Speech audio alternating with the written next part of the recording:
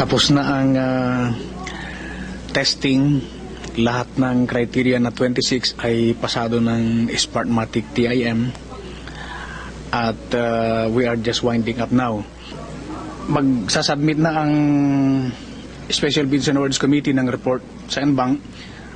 Kasama na dyan ang ating recommendation, kasama yung reports ng Technical Working Group at lahat ng dokumento, lahat ng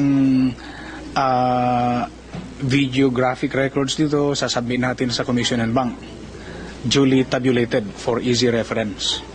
At pagkasubmit namin doon, Commission and Bank na ang bahala at Commission and Bank na ang mag-conclude ng contract.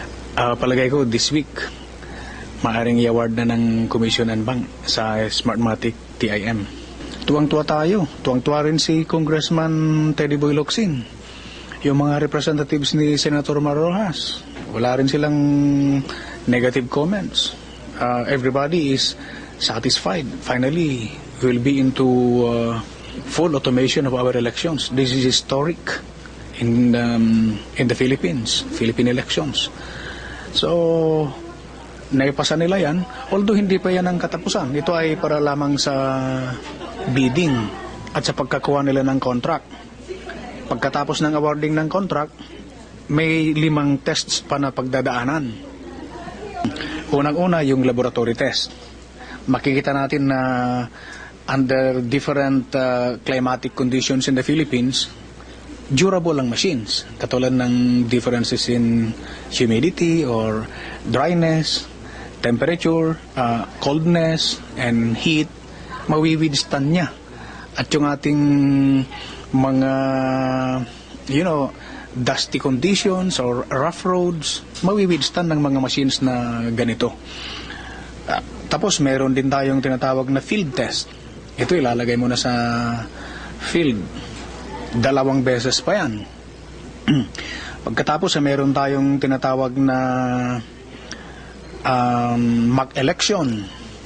Itong mock election sa buong Pilipinas, nakakalat na yung mga machines, at we will invite the public as part of voters education and massive information dissemination to take part.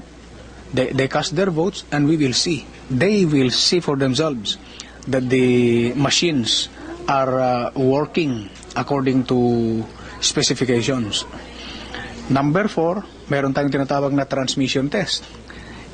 Dito yung mga experts magagaling, kung meron silang devices na sasabihin nila pwede nilang itago at makadisrupt ng transmission, di ilabas na nila. Maaring payagan ng Commission and Bank yan para makita natin kung ano naman ang weaknesses ng transmission at ayusin kung meron ngang witness na ganun. Pang-5 na test, ito yung final test. Sa final test, lahat ng mga IT experts everywhere in the Philippines, sa bawat PICOS machine na nakadeploy sa bawat precinct, puntahan na nila. I-testing. Makita nila how it will really work. At pag nakita nila na walang malicious code, wala namang naka-implant doon na program na magpapabor kahit kaninong kandidato, isa-certify nila na okay ito. Itong machine na ito, isa-certify nila yan.